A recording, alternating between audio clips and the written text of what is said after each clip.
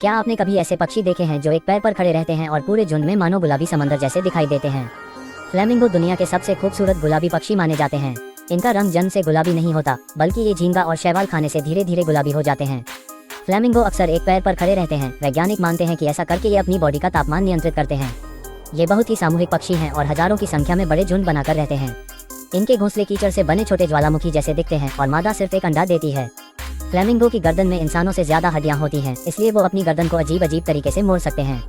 इनकी उड़ान भी अद्भुत होती है। ये 7 किलोमीटर प्रति घंटे की रफ्तार से उड़ सकते हैं।